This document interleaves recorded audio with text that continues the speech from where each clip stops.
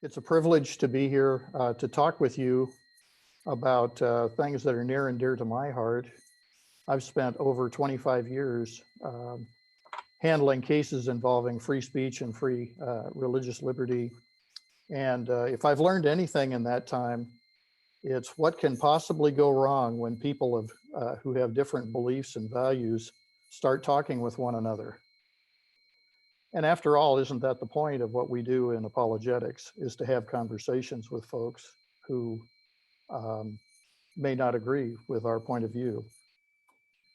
In what may be a classic understatement, Thomas Jefferson famously said, "The boundless sea of liberty is never without a wave." And oftentimes, particularly in our current times, it seems that the wave is more like the perfect storm that Josh McDowell was describing last night.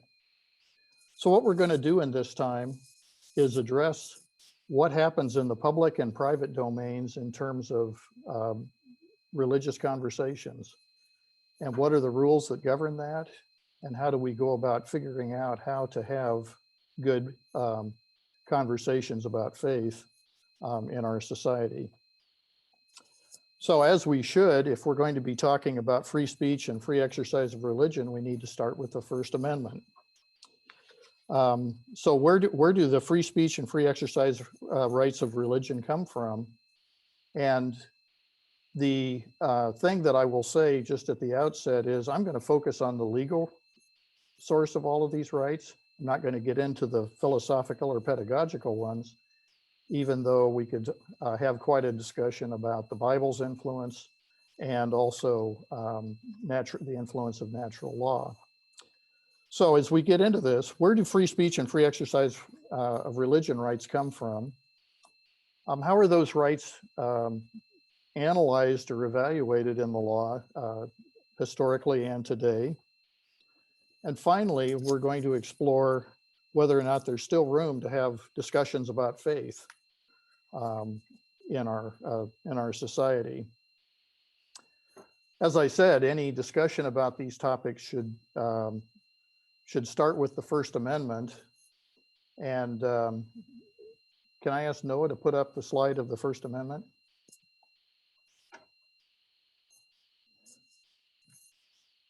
These words may or may not be familiar to you. Next slide. There we go. What I've found over time is that most people haven't read the Constitution or even the First Amendment, so they don't know what it says. But this makes clear that Congress shall make no law respecting an establishment of religion, or prohibiting the free exercise thereof, or abridging the freedom of speech. So the first thing that should be evident, and you can take the slide down, Noah. The first thing that should be evident from looking at that is, says Congress shall make no law. Well, what does that mean? What it really means is that the First Amendment is a limitation on government infringing on First Amendment rights. It doesn't address private speech. So everything that I'm going to talk about here for a while is going to be talking about what the government's limitations are. So let's start with speech, since there's only one speech clause and there are two religion clauses.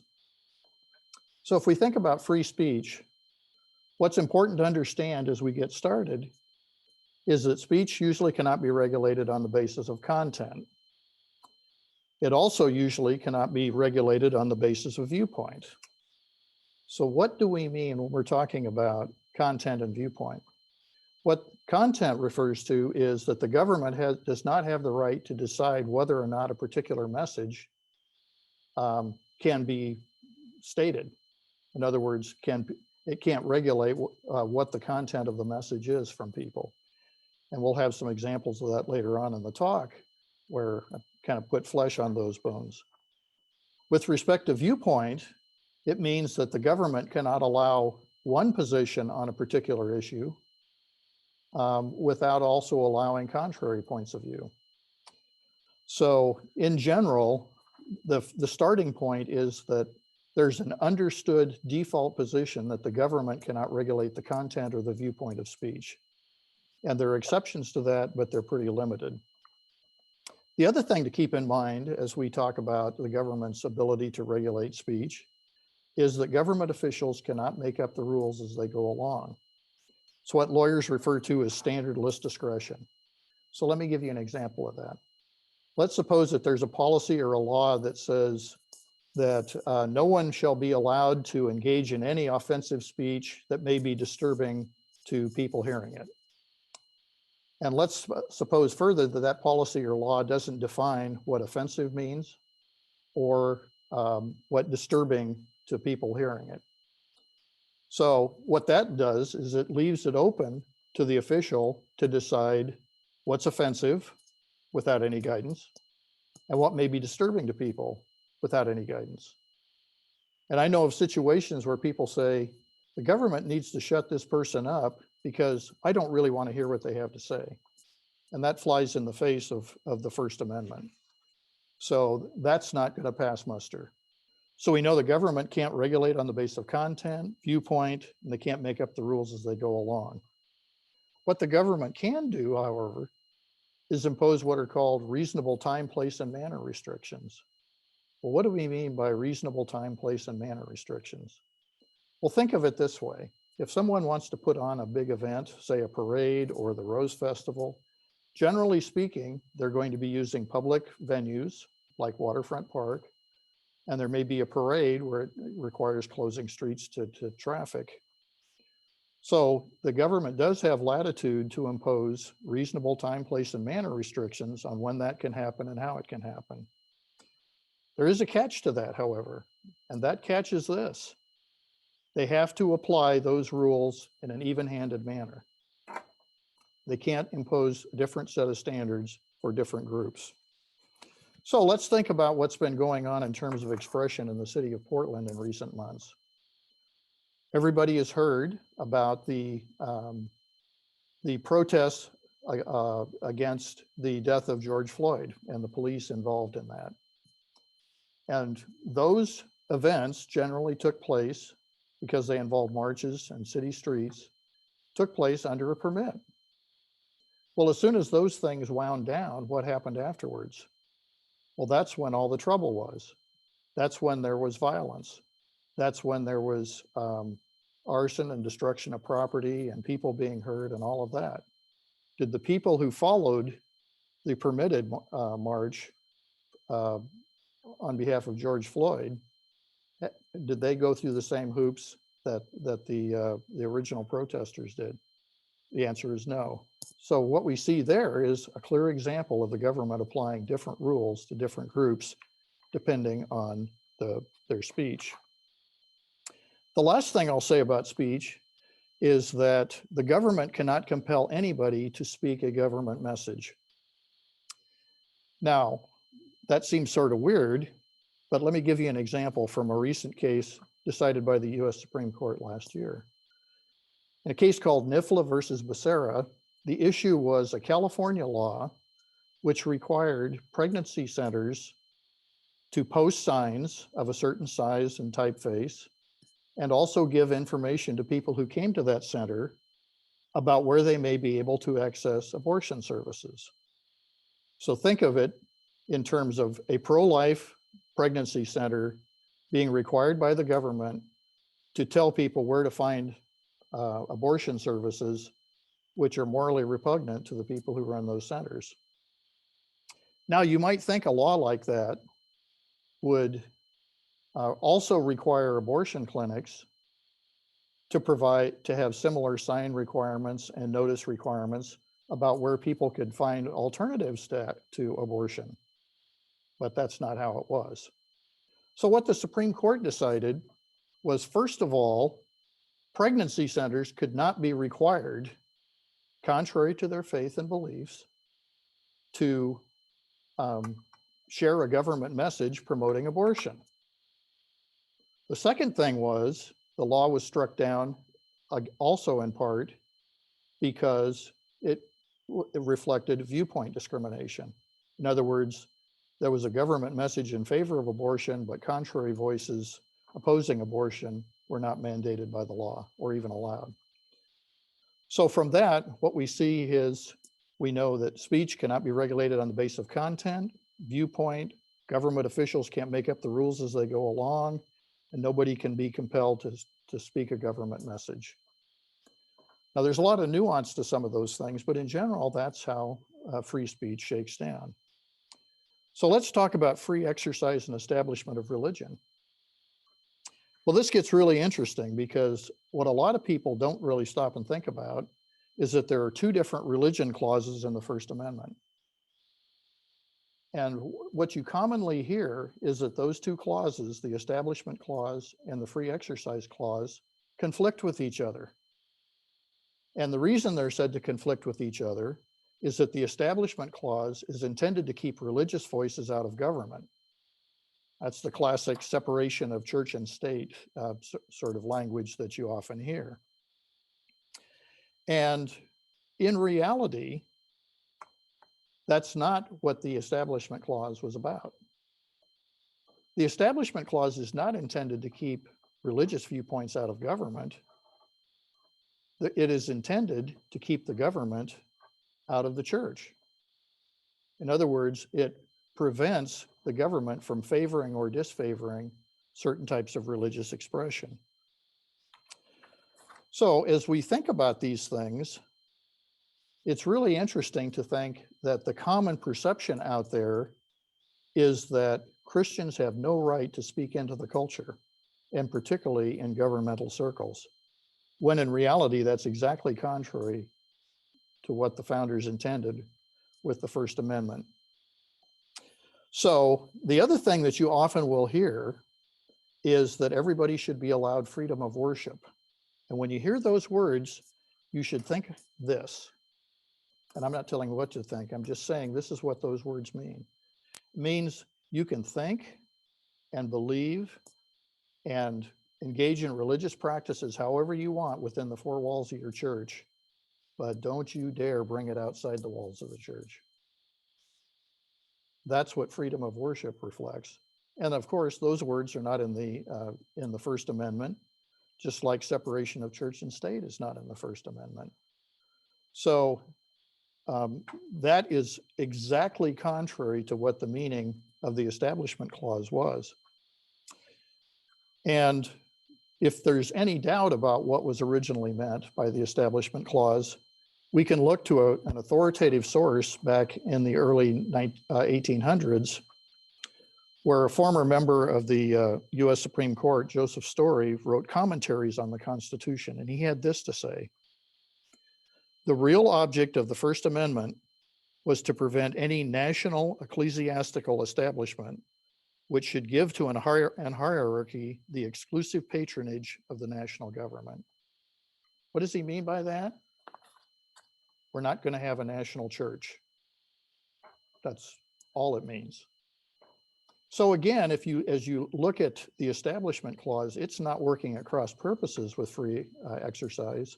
It's really meant to reinforce it. So as we think about any form of religious expression, there's a guiding principle that everyone should keep in mind. And if I can have that slide, Noah.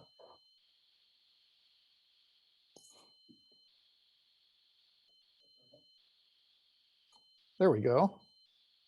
So this is a very famous case from 1943 decided by the US Supreme Court. And the issue involved was whether or not Jehovah's Witnesses, who are not supposed to swear any oaths, were required to recite the Pledge of Allegiance in school every morning. And what the Supreme Court said was, if there is any fixed star in our constitutional constellation, it is that no official, high or petty, can prescribe what shall be orthodox in politics, nationalism, religion, or other matters of opinion, or force citizens to confess by word or act their faith therein. So when we listen to those words, what we see here is, first of all, the government cannot say what is orthodox to believe. There can't be an official government position.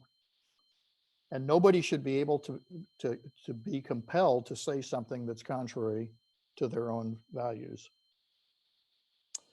So let's talk a little bit about free exercise of religion. Now, does that mean that you can say and do and conduct yourself however you want. Well, it's a little more limited than that. But let's start with the legal standard for deciding what's permissible free exercise of religion and what can be constrained. Historically, over a number of decades, any kind of free exercise question about a religious expression was evaluated by what's called the strict scrutiny or the compelling government interest test. Now, lest you think I'm getting too geeky, I'll explain what that means. What that means is that in order for the government to infringe on any sort of religious expression, it had to show two things. One, that it had a compelling interest, and it had to be compelling. And the second thing is that they had to adopt the least restrictive means of accomplishing that. In other words, minimize the extent to which they're infringing on religious expression. So what that permitted was a comparison of the prospective interests of the government in pursuing a policy objective, if it was compelling. And it also required balancing the rights of religious people whose rights may be infringed to some degree as a result of that action. So what it permitted was a balancing that worked pretty well. And we ended up with a lot of jurisprudence where there was a comparison of whether something was sufficiently compelling to restrict religious rights. But it basically created a level playing field for people of faith in dealing with government policies.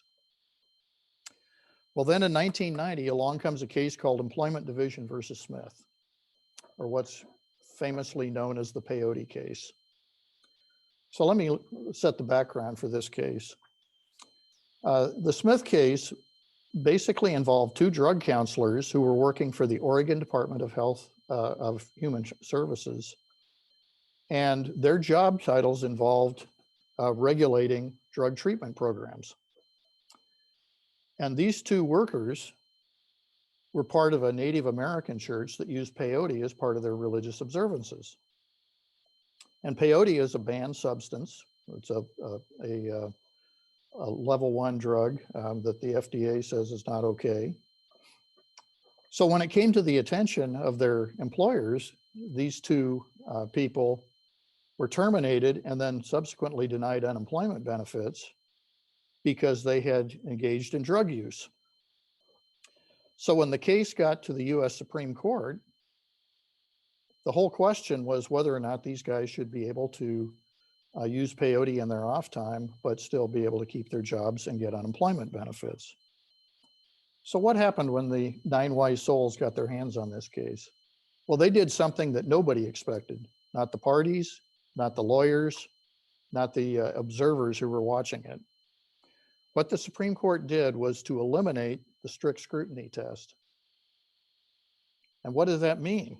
Well, they substituted another standard, a lower standard, that says you can infringe religious liberty if there's a neutral law of general applicability. Now let's put aside for the moment the question of whether the law is ever neutral.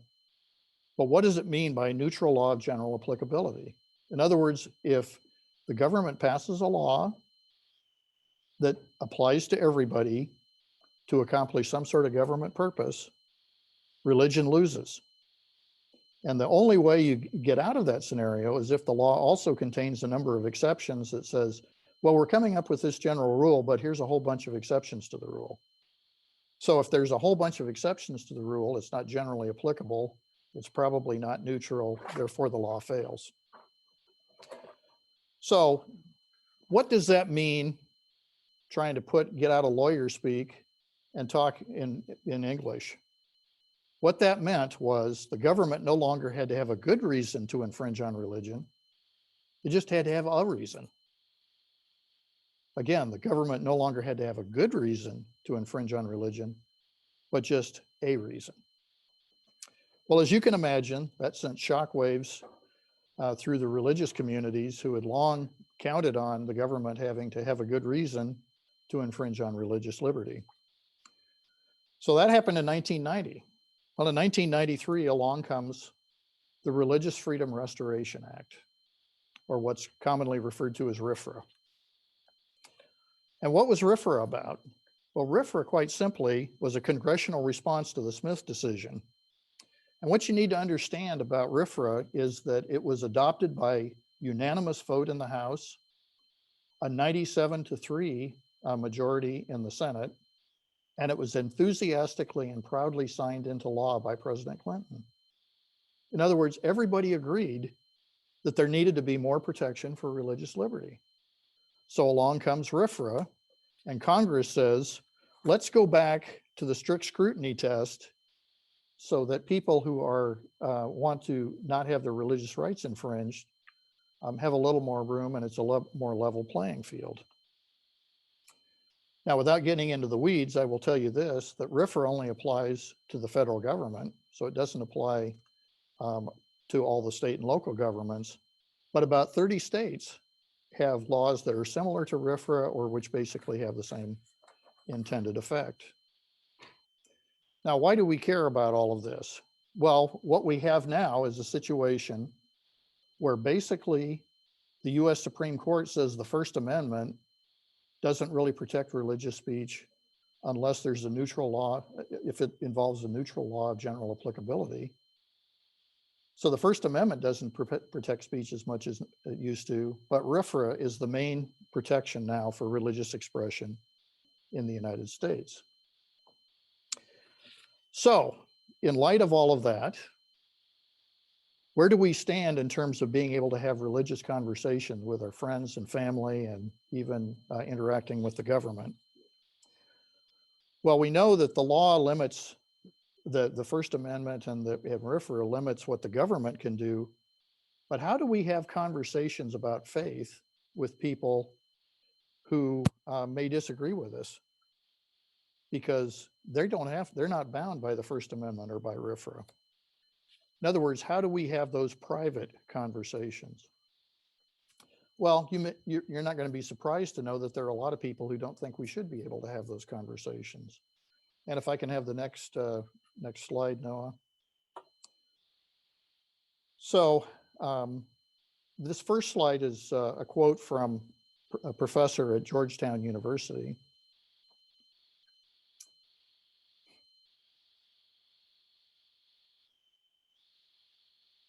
Back one. There we go. So I just want to give you a moment to read this and to unpack a little bit of, and then I'm going to offer some observations about it.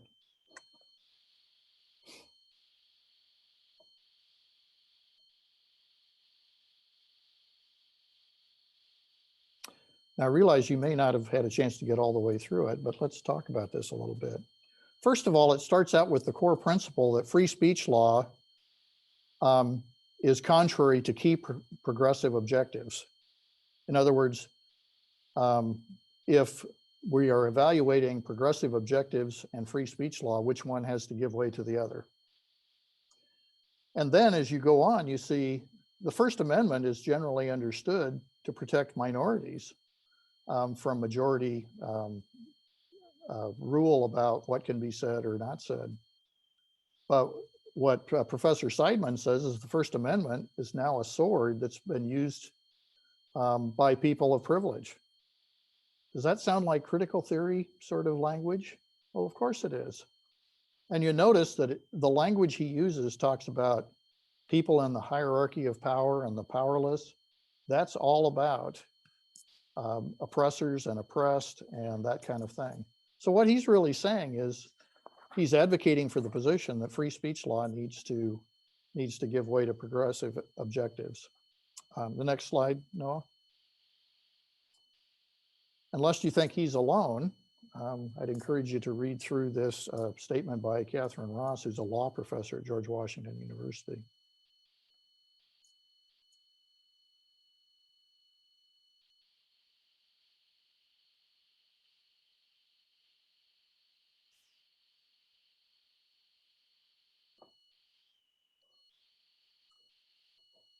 Now she uses a lot of big words, but let's talk first of all about, she says the norm now is tolerance. And there's lots of disagreement about what tolerance really is, but suffice it to say, she thinks the newer definition of tolerance is what's at issue. And then she says, society should not tolerate inculcation of absolutist views that undermine tolerance of difference.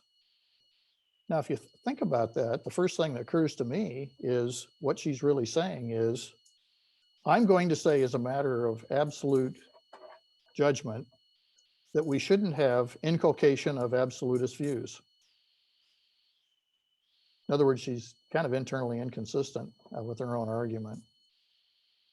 And then she goes on to characterize homeschoolers as people who are intolerant because they're taught hostility to difference in their children.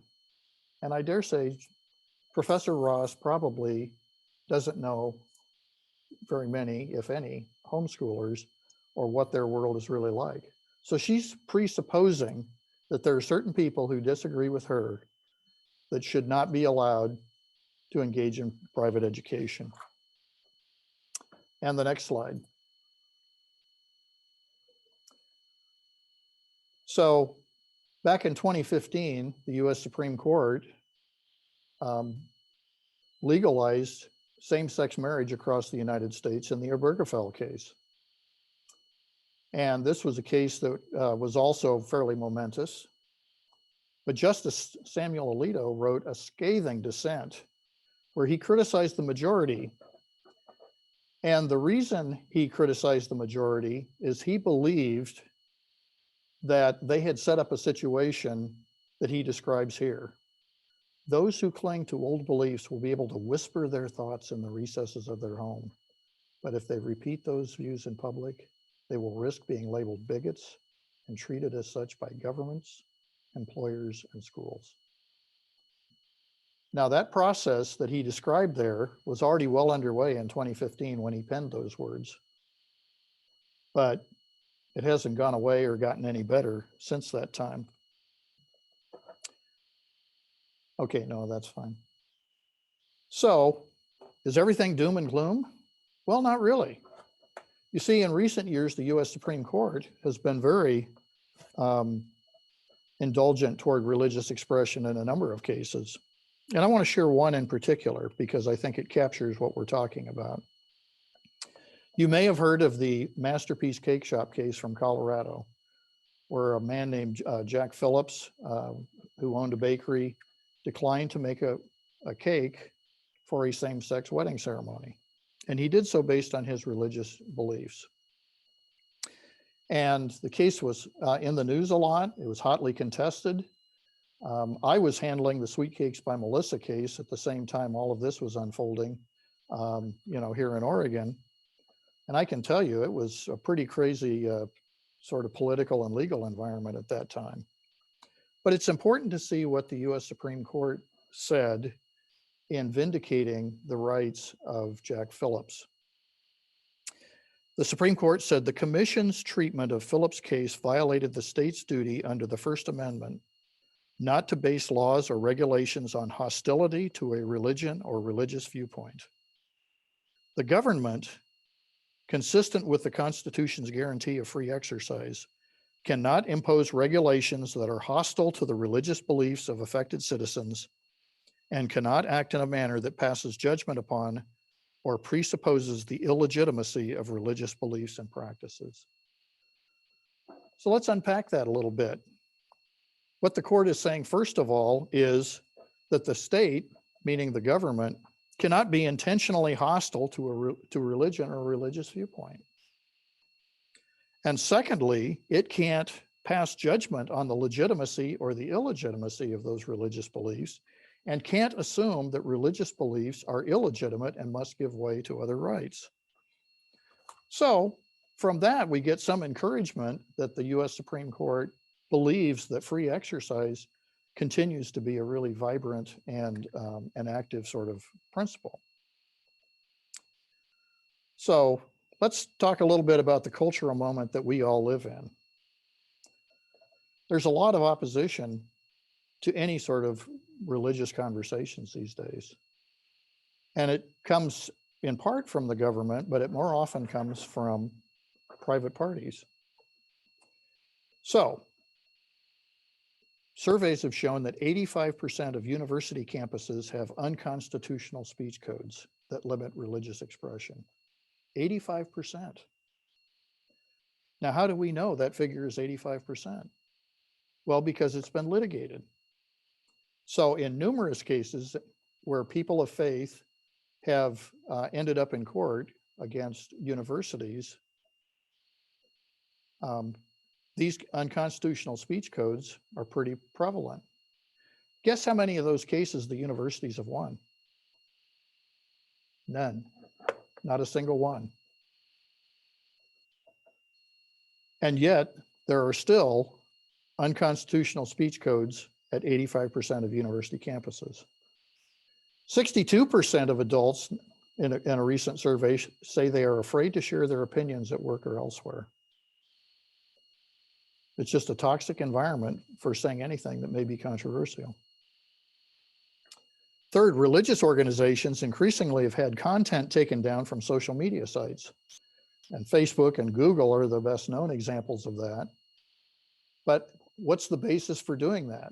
Well, these private companies, which regulate access to the internet on social media, often have policies that say you can't post offensive content or other types of sort of vague terms.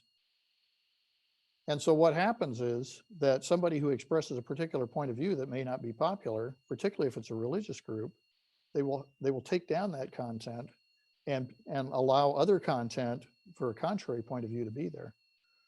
Now, can people of faith under the First Amendment or RFRA go after these companies like Facebook and Google? No, because they're private parties and those other things only apply to the government. So that's an increasingly big issue.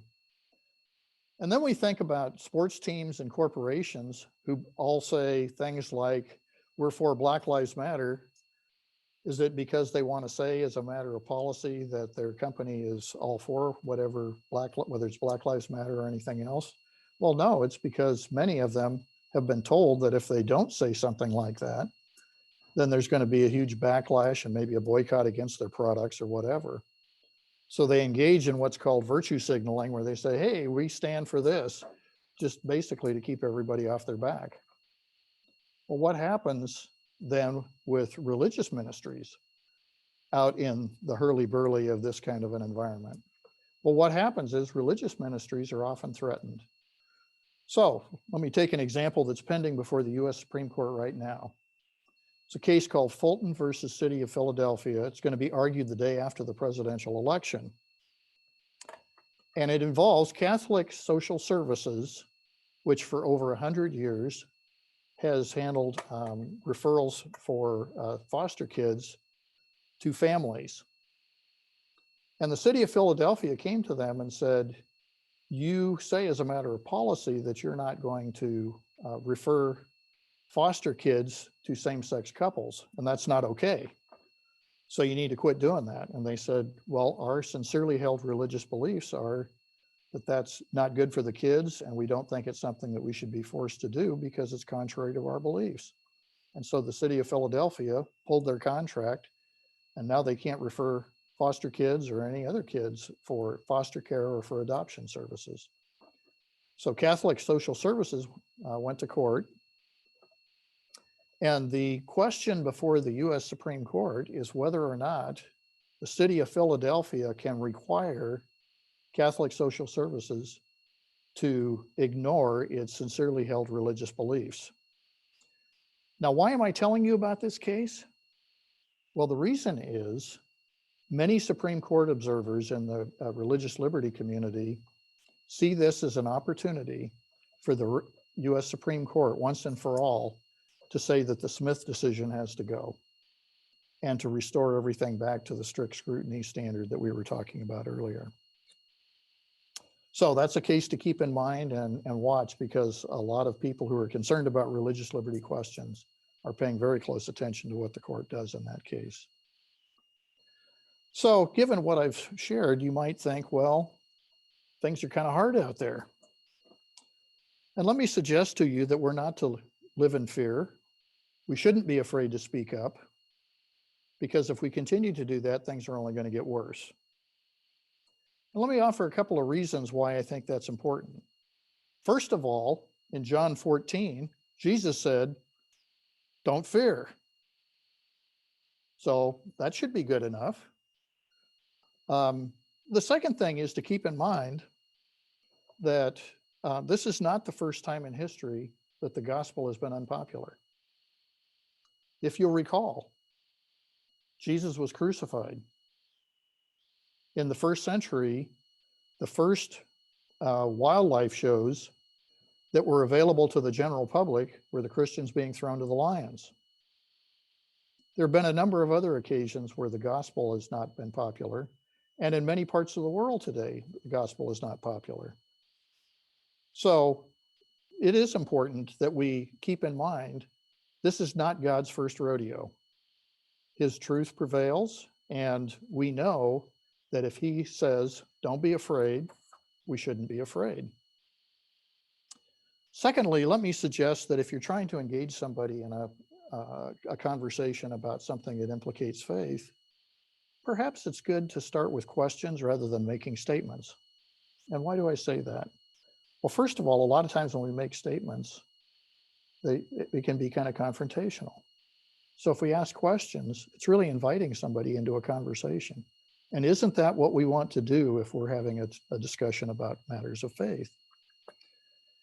And one other thing that comes out of that, if you start with a question, you may find out that the person that you're talking with, who may have a different point of view, may have absolutely nothing to back up their opinion. There may not be evidence to support their position. You may raise a question that they've never even thought of. There's all sorts of possibilities where it can promote a conversation rather than stop a conversation. I would also encourage you to look for common ground.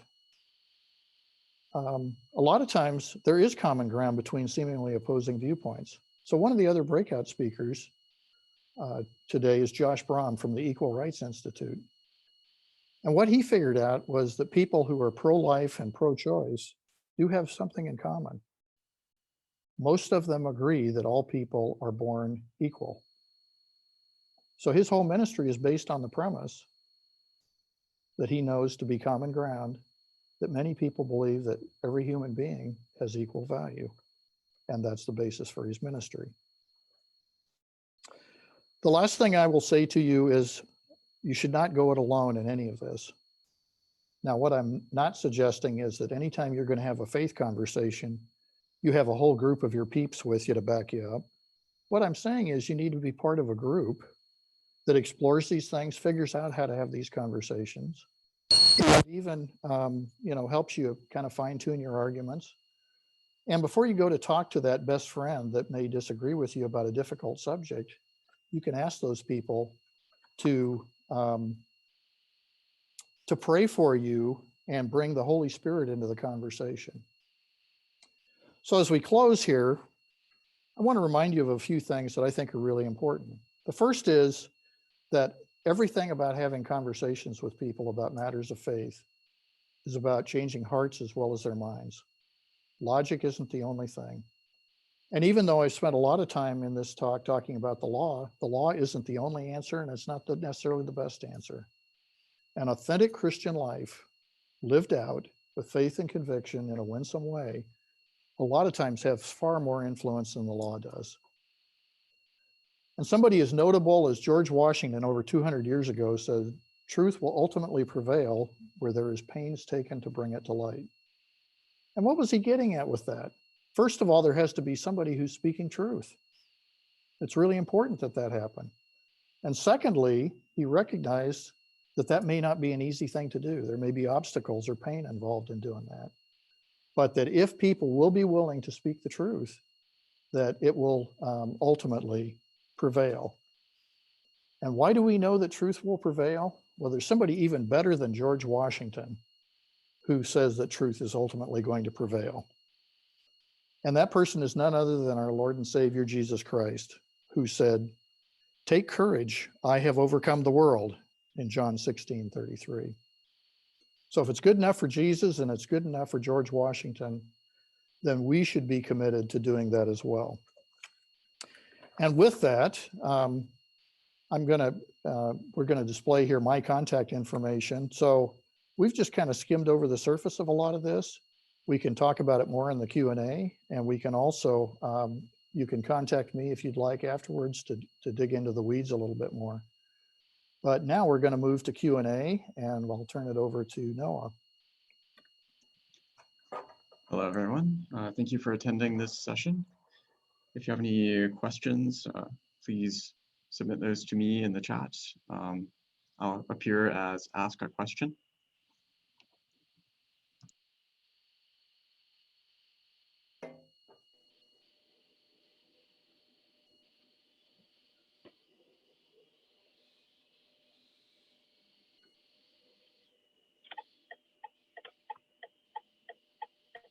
Well, good. I guess I made everything crystal clear for everyone. We do have one question here. And the question is, do you have a list of some great workplace questions you can share? I will say I don't have that in my hip pocket. I can tell you that there are cases pending where people have had fairly innocuous conversations and ended up being terminated for them. A lot of times I think the key to it is to kind of understand what company policies are about what kind of conversations can take place in a workplace. And again, a private employer has a lot more latitude in that regard than if you work for a state or local or federal government, for example. But I would say, again, the part of it depends upon knowing who you're talking to and having a relationship with that person. And that it's probably advisable to make sure that it's a private conversation. There aren't a bunch of other people around. So there's a case pending right now in Maine where a person had a conversation with somebody. They thought it was just kind of a low-key conversation. And this person stated their opinion that they thought marriage meant between a man and a woman. And somebody who was overhearing the conversation later on went to the boss and said, hey, this conversation took place, and the employee was terminated. So in that situation, it was actually initially a conversation that was voluntarily entered into by people who wanted to have the conversation. And it really was mostly about questions back and forth. It wasn't one of those really sharply pitched sort of disagreements. So I'd have to say in the employment context, that's probably the most difficult place. And until there's more help in the law, I'm afraid that's going to continue to be a challenging area.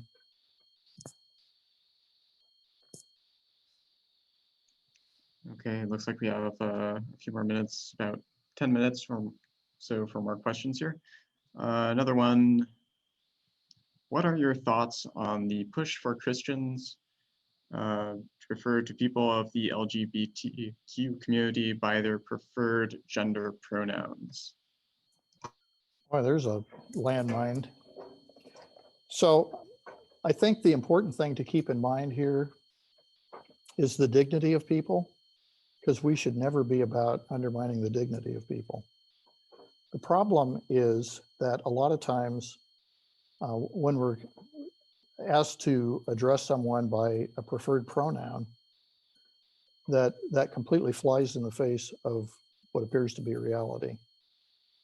And so I think reasonable minds can differ on how to handle this particular situation. But I think first of all, you always start with respect, and you always maintain the dignity of the person that you're dealing with. But secondly, I think there's room to say, you know, I have a hard time sort of operating in a world that's not real. And again, that's one of those really fraught areas where I think it's going to be difficult for people of faith to stake out a position. And part of it is it's often taking place in public schools. So it's going to be, or in an employment situation. So it's going to be very difficult to come up with something that's really going to be pleasing to everyone. What I will say is that over time, the the transgender movement, as we call it, generally speaking, has become much more militant about these things. And so the environment's getting tougher rather than easier. Okay, thank you, Herb.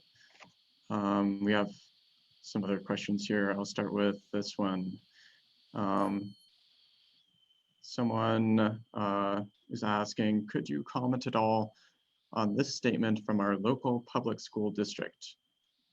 Quote, we believe that public schools have the ability to promote tolerance of underrepresented people without giving equal time to intolerance and can specifically prohibit students and educators from using hate language or displaying hate symbols.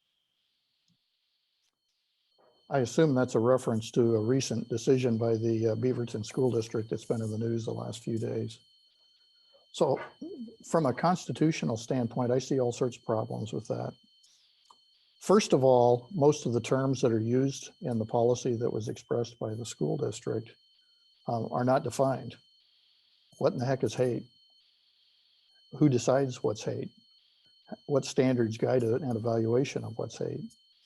And the other thing is that the policy basically allows for expression of certain points of view, most notably on LGBTQ issues, where teachers are allowed to actively promote that, and yet any contrary voice is being stifled.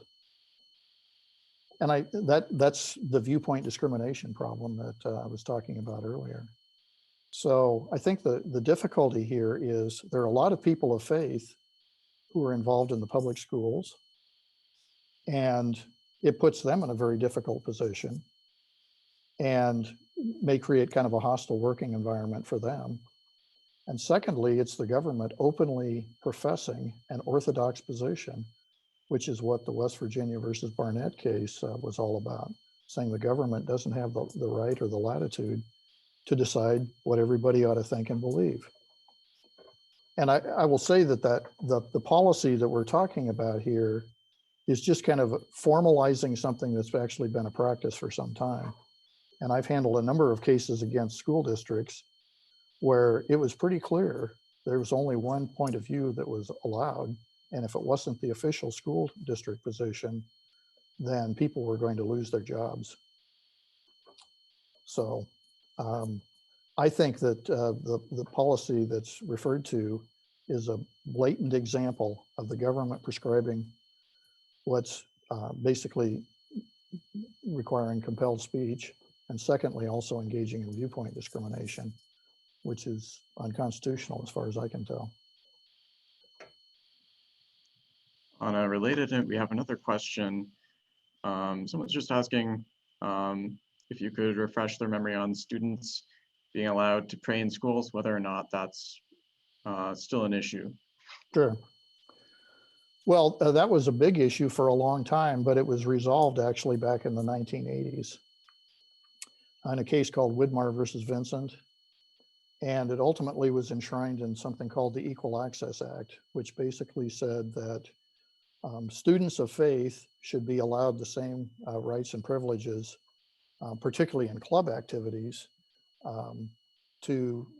as anybody with another point of view. So the first thing that the Equal Access Act addressed was if somebody wanted to start a religious club, like a Young Life Club or something like that at school that met during a school activity period, like other clubs, they had to be given the same rights as other students. The second part of it is, because of Establishment Clause reasons, the government cannot allow somebody to express their religious viewpoint with the blessing or approval of the government. So that's going to limit any sort of prayer over the intercom at a school. But the more common scenario where there have been issues about this is two students sitting at a lunch table having a private conversation, and one of them decides to pray over their lunch, and a teacher comes by and says, "You can't do that." Well, would a teacher say that a student couldn't talk about who they wanted to go out with on Friday night? or what they were hoping they would have for dinner that night or anything like that. So it's completely out of bounds for school officials to limit private expression of prayers. And that concept has been reinforced here, more recently with cases that talk about when public prayer is appropriate and when it's not. And it's even been allowed in the case of city council meetings, as long as different faiths get a chance to participate. But certainly private expression of prayer is perfectly okay in the schools. And, part of the problem is we've seen this with the confirmation hearings of Judge Amy Coney Barrett, where people are wondering whether she can really be a good judge sitting on the US Supreme Court because she's got 7 kids and because she's really serious about her Catholic faith. Would anybody else say anything like that to somebody of a different persuasion? I question whether it would. So generally speaking, students in school have a whole lot more rights than many people think. And certainly they have rights with respect to private conversations and their own personal prayers. And this will be our last question here. Okay. So regarding the Beaverton School District policy, what action can we take, or can parents take to make a difference in that sort of? Well, the first thing I said, one of the points of advice I gave is don't go it alone. I think most people, or many people, would have a hard time with that policy. And not just for constitutional reasons. I think it's contrary to what they're teaching their kids or whatever. But the problem is there's always been a few people who object to a policy like that, but there's not enough that they can be persuasive with school officials. No school official wants to be in a position where they have dozens of parents calling in or showing up in the office and saying, "What are you thinking? Don't you dare do that while my kid is a student at this school." And if people rise up in sufficient numbers and say, that's not okay with me, first of all, there may be a chance to have some conversations which turn it around, remote as that may be. Secondly, there's the obvious possibility of litigation to explain it to the school district. And I think particularly in that instance, it would be very difficult for that to survive an analysis constitutionally, for all the reasons that I already said. So I think people really need to band together and realize they're not the only ones who have problems with policies like that, and that it's time to band together and to do something about it. And the ultimate weapon, of course, for any parents of public school students is they can say, my kid doesn't have to go to school here. All right, thank you, Herb. There are some more questions that I'd like to ask, but unfortunately, we do not have time right now. So thank you very much for attending this session, everyone. Please return to our master schedule webpage to select your next session and hang out in the lobby until it starts. Thank you, everyone.